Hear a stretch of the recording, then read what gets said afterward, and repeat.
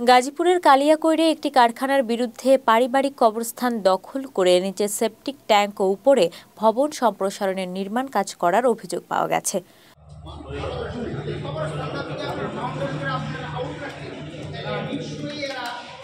রোববার সকালে ওই কবরস্থান রক্ষায় নির্মাণ কাজ বন্ধের কারখানাটির সামনে ঢাকা-টাঙ্গাইল মহাসড়কে মানববন্ধন করেছেন স্বজনরা।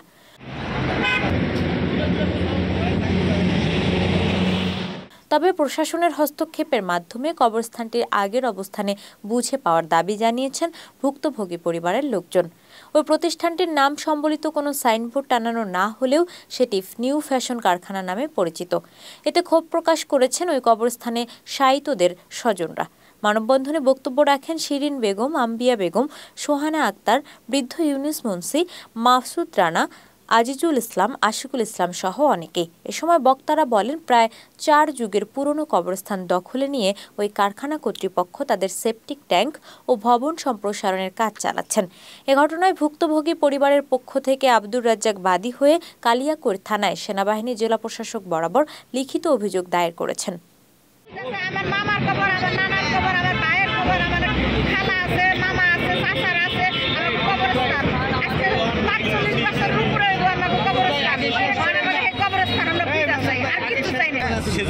সেজাত কোম্পানি ওই গুরুস্থানটা বাদ রাইখে ভাড়া দিছিল, এখন ওনারা সব ধ্বংস করে ফেলাইছে।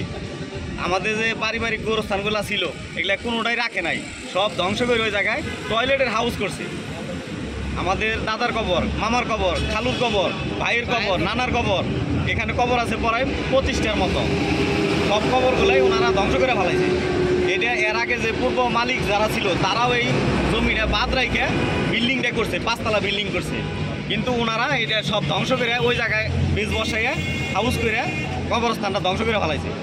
আচ্ছা, আমাদের দাবিটা হচ্ছে আমাদের কবরস্থানটা জানি আগের মতোই থাকে, আমাদের দাবি একটাই।